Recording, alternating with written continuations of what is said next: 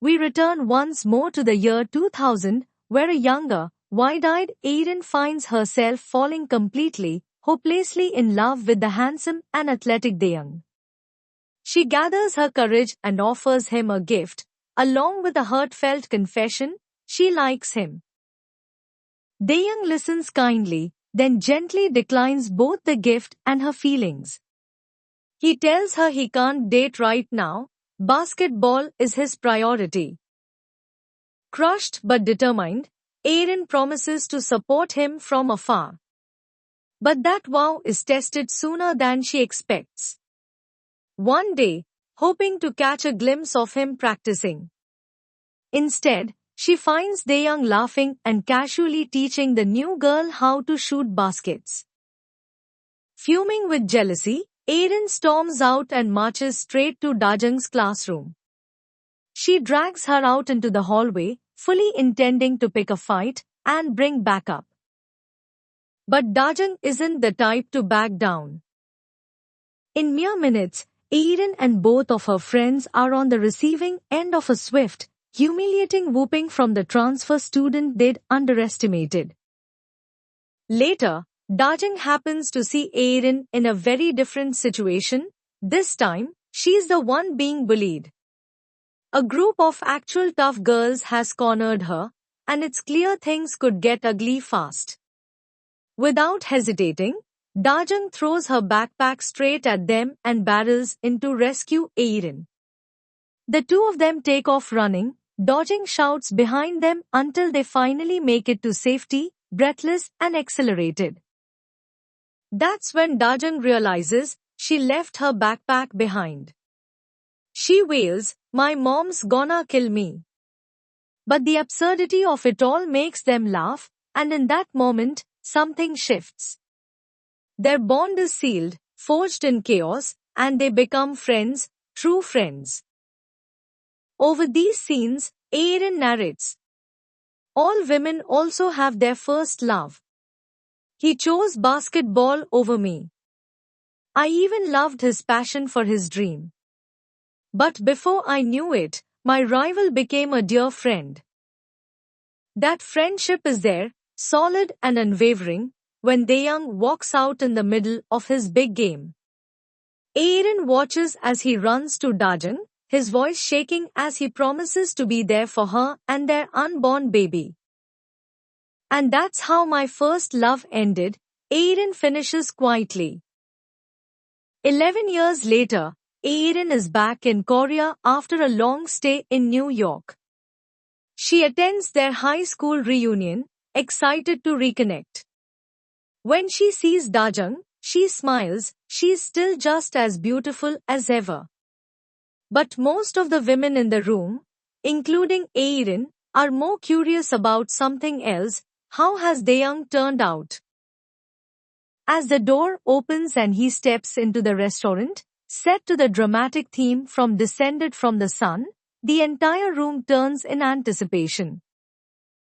And then, reality hits.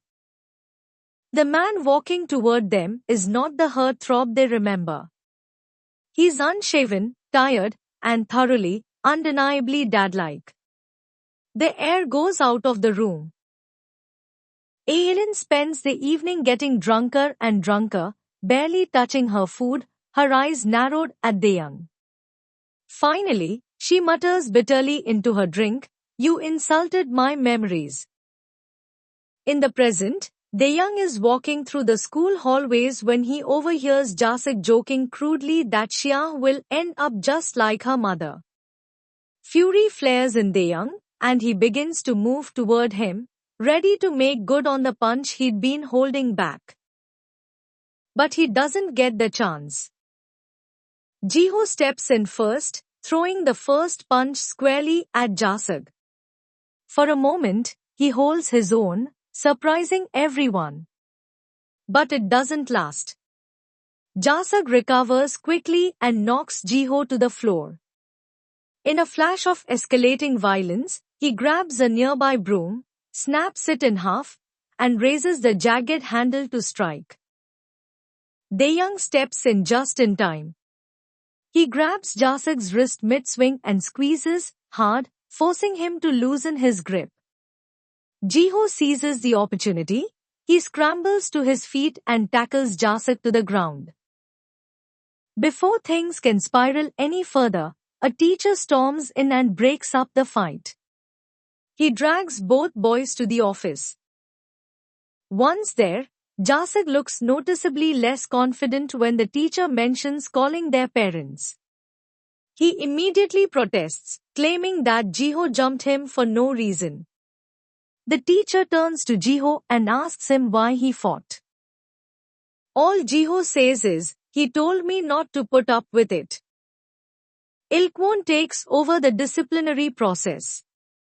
He sits the boys down and tells them that everyone gets into fights while growing up, it's part of it. But he eyes Jasak carefully as he picks up the phone and calls his father directly. Calmly, he explains that Jasak's been causing problems lately and that he should come to the school, preferably so they can talk about the basketball team's starting lineup. Meanwhile, over at JBC, Director Moon is reading the online comments flooding in about Dajang's past. His face hardens as he snaps at Wonki again, reminding him in no uncertain terms, he wants Dajang to quit before her probationary period is up. In the break room, the youngest recruit, Vajumi, feigns sympathy. She sighs dramatically and pretends to feel awful for Dajang, though just minutes earlier, she was sneering that Dajang should have tried to succeed when she was still young. Dajang doesn't rise to it. She simply nods and says the commenters have a point. But later, when she's alone, she pulls up the comments again. Her eyes scan the page, so many ugly, judgmental words. But something stands out. Among the venom are kind replies. Someone is responding to the haters, one by one, with encouragement. Having kids and still chasing your dreams is inspiring, one comment says. Another calls her brave and strong. There's something familiar about the tone, too familiar. Dajang begins to suspect it's Xia. She sends a text to the twins, casually asking how things are at school.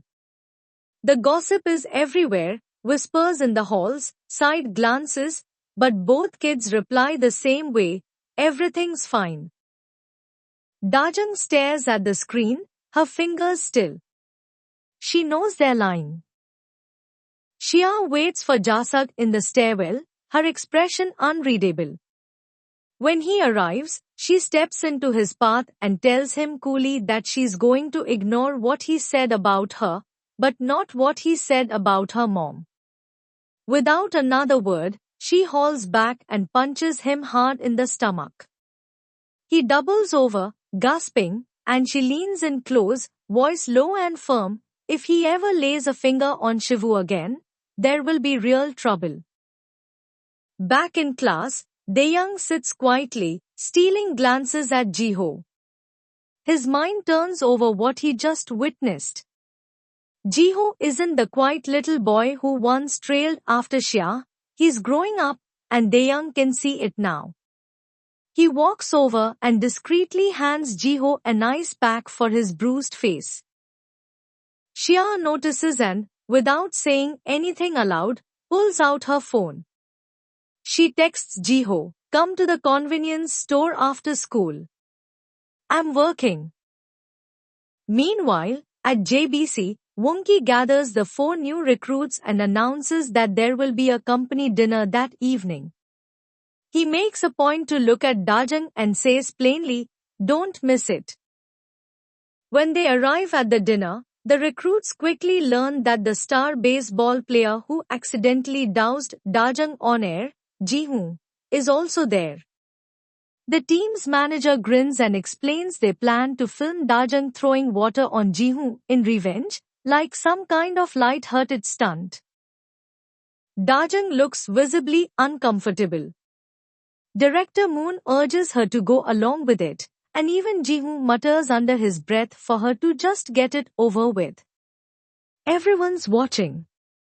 Finally, Dajang lifts the glass, winds up, and gently flicks a few drops of water at Jihoon's face.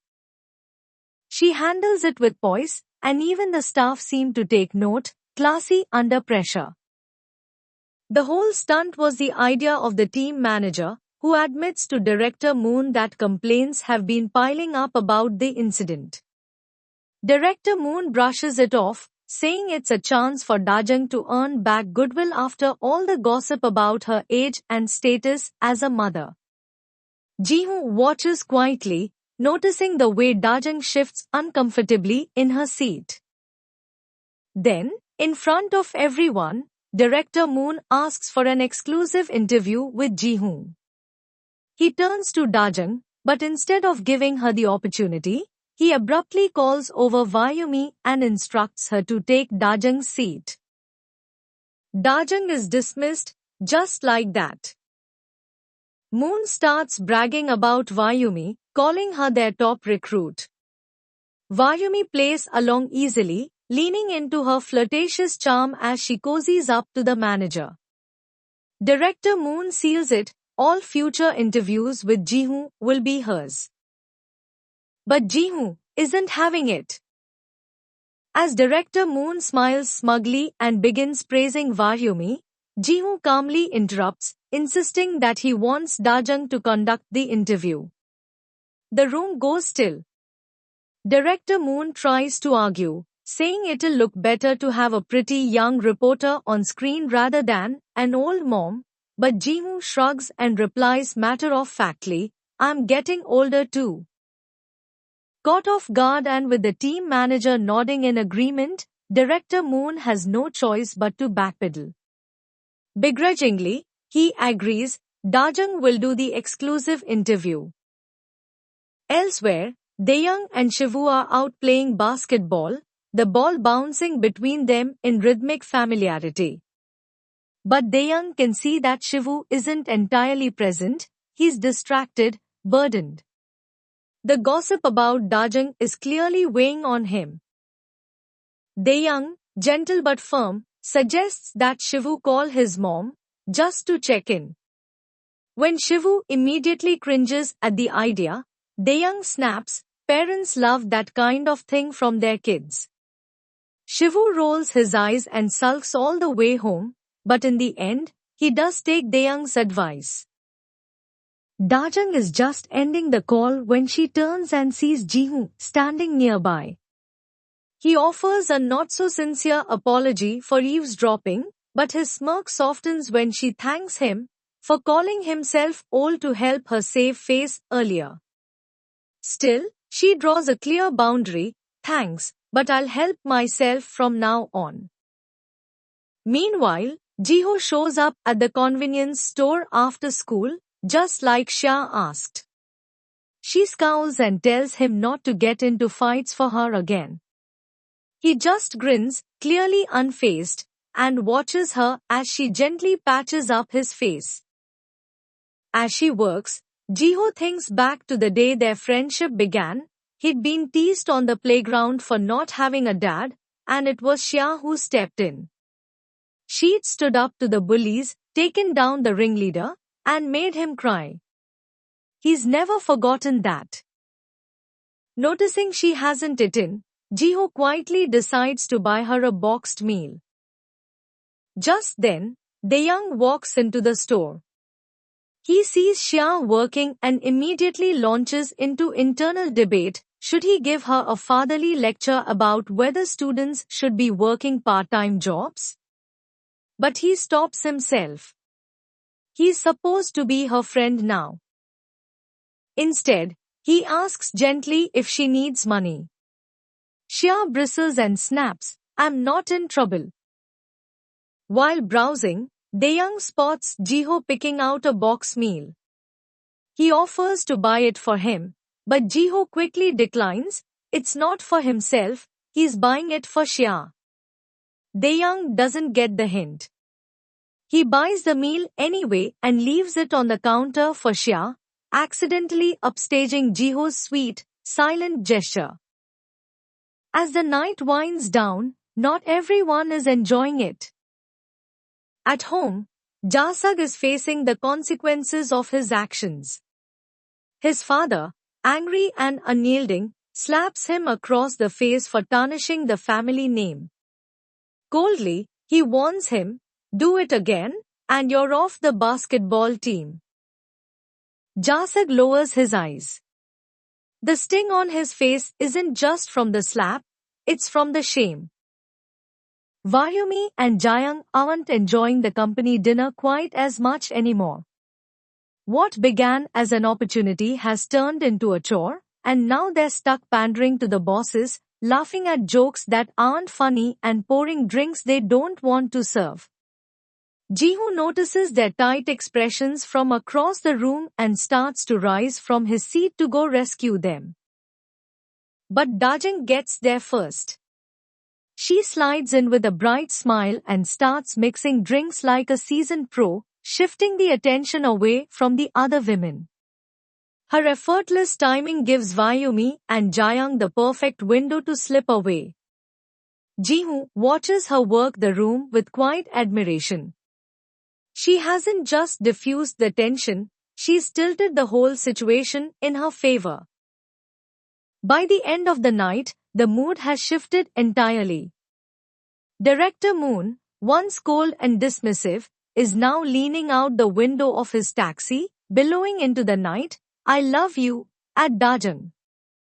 Jihu chuckles as he watches the scene and turns to Dajang, asking if she's all right after all the drinks. Dajang shrugs, "I'm fine." Jihu leans in close, so close it looks like he's about to kiss her.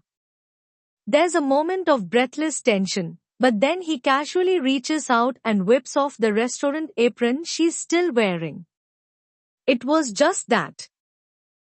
Then he hands her his phone, casually claiming it's so she can text him her interview questions ahead of time. Dajang smirks as she types. On the ride home, Jihu scrolls through the comments on their first interview. Quietly, he adds his own, wishing Dajang luck. On her walk home, Dajang is stopped by two drunk passers-by who recognize her from TV. At first, it seems harmless, just fans, but then they insist she stay and drink with them. When she politely declines and tries to walk away, one of them grabs her arm. She yanks it back, and he suddenly shouts that she hit him. He grabs her wrist again, tighter this time. Before Dajang can react, someone barrels in. Dayang, eyes blazing, steps between them and tells the drunk man to back off. The guy lunges, and Dayang catches his arm midair, twisting it behind his back in one swift move. The man cries out, but when Dajang tells Dayang to stop, he lets go immediately. Still huffing, the man shouts at his friend to call the police. Dajang stares him down and tells him to go right ahead. Everything is caught on CCTV, and she'd love to sue him for sexual harassment. The two men shuffle off, mumbling curses. Dayang insists on walking Dajang the rest of the way home, just in case the drunks circle back. As they walk, Dajang asks why he's out at this hour. Dayang replies simply, "I came to see someone." When they reach her door, Dajang offers to call him a taxi. He smiles and says he'll handle it himself. Before turning to leave, he adds gently, "Don't get discouraged by things like this. You finally achieved your dream." His words linger long after he walks away. Before Dayang turns to leave, he adds gently that Dajang doesn't need to worry about Shya and Shivu. He'll take care of them at school. He tells her to ignore the online noise and cruel comments, and says that, in his eyes, she's amazing for being such a responsible, committed parent. Dajang looks at him with steady conviction and replies that her children aren't mistakes, they're blessings. Her voice doesn't waver, and it hits Dayang like a wave. For a moment, his expression shifts. Something raw, urgent flickers in his eyes, and it seems like he might finally tell her the truth that he is Daeyoung. But before he can speak, Dajang bundles him into a taxi with a half laugh and a firm hand, not realizing what she's just interrupted. Daeyoung sits stunned in the cab as it pulls away, his chance gone. Later that night, Dajang checks the mailbox and finds a letter from Daeyoung's former employer. Inside is his official proof of resignation. It doesn't make sense. He's been telling her that he's away on a business trip to Busan. Now, staring at the letter in her hands, she realizes he's been lying to her. The next morning, Dajang heads out to interview Jihoo again. Back at JBC, Woongi gathers the remaining 3 recruits and warns them to stay alert. This industry is competitive, and anyone could swoop in and steal a show out from under them if they let their guard down. Out in the field, Dajang conducts the interview. Just as the cameras roll, a player behind Jihoo swings and hits a wild ball that rockets straight toward Dajang. Without missing a beat, Jihoo lifts a casual hand and snatches it clean out of midair, then continues talking like nothing happened. The crew stares in awe. So does Dajang. Meanwhile, at Sarim High School, Ilkwon sends Jihoo to fetch Xia and Bobe and tell them to rechalk the dodgeball court. But when Jihoo reaches the girls, he notices that Xia doesn't look right, her face is pale, her stance unsteady. Without saying a word, Jihoo starts chalking the court himself. A minute later, Xia suddenly collapses. There's no time to hesitate. Daeyoung, already nearby, sprints forward and catches her before she hits the ground. Without thinking, he hauls her onto his back and takes off at full speed, running straight to the nearest hospital. Thankfully, the diagnosis is only stress-induced stomach pain, not anything more serious. But the relief doesn't soothe Daeyoung. As he sits nearby, he watches a tiny baby cry in another hospital bed, her foot bandaged and elevated. The sound of her cries takes him back in time. He remembers a similar moment when Xia was just a toddler and he'd rushed her to the air. He'd been frantic, barely able to hold himself together. Even though she was the one who would been hurt, he had cried more. He watches Xia now, grown and slumped under a hospital blanket. Overcome with emotion, he gently reaches out and strokes her hair. Her brow furrows, and her eyes flutter open.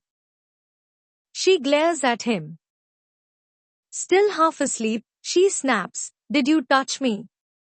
Daeyoung leans back and explains that he carried her here.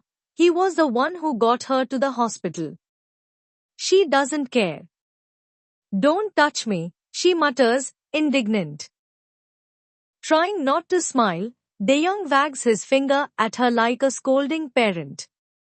"You'd better act like this with all the other guys, too," he warns. Xia just sneers, utterly unimpressed.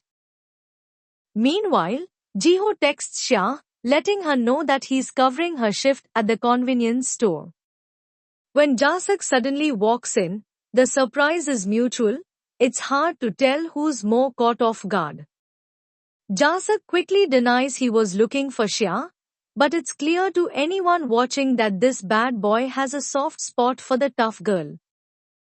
At the hospital, Daeyoung calls Dukjin to update him that Xia is there.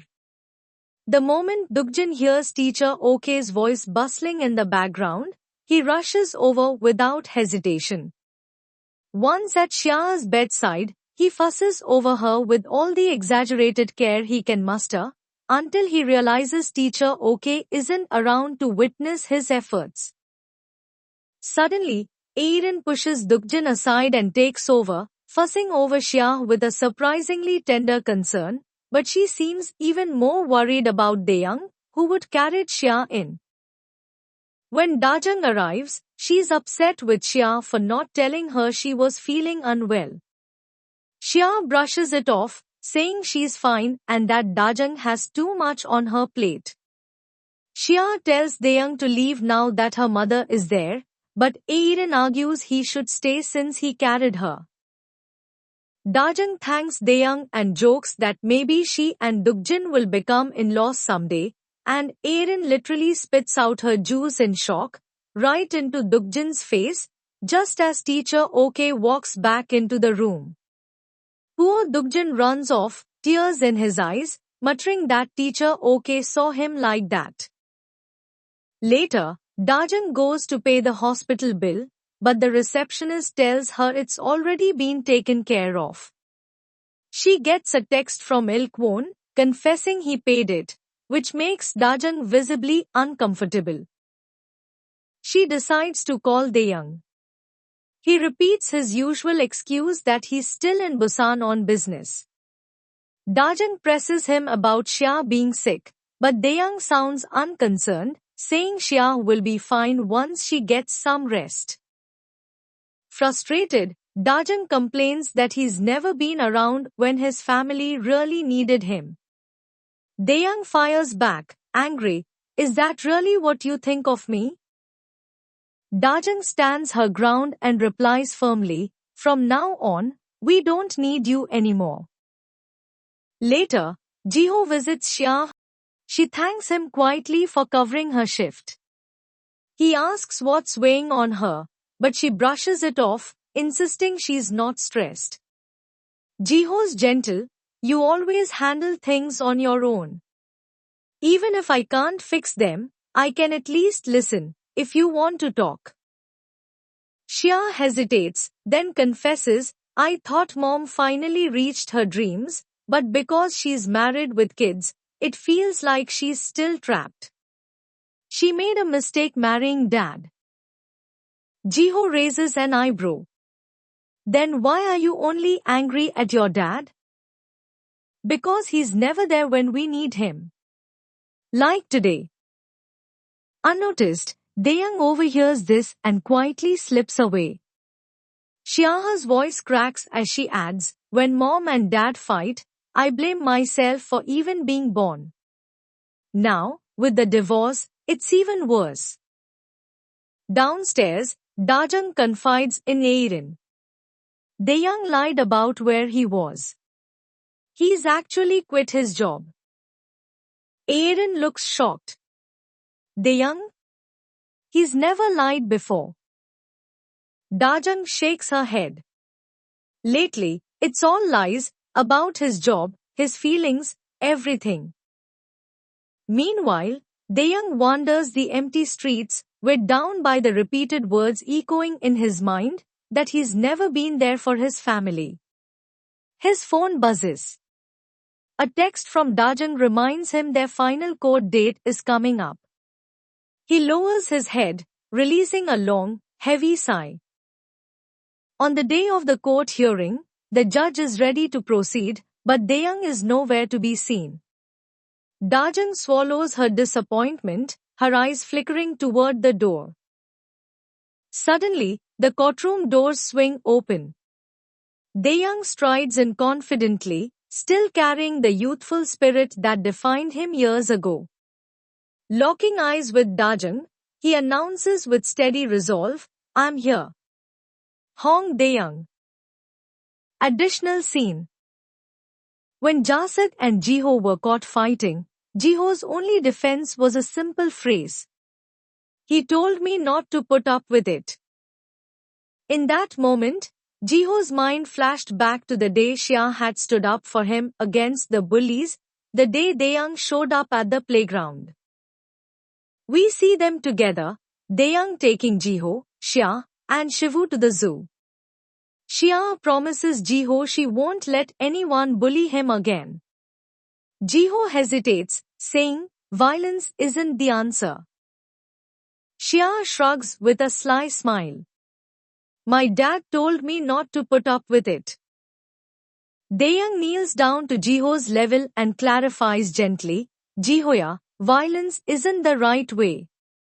But sometimes, there are moments when you shouldn't put up with bullying, when it means protecting something precious to your heart.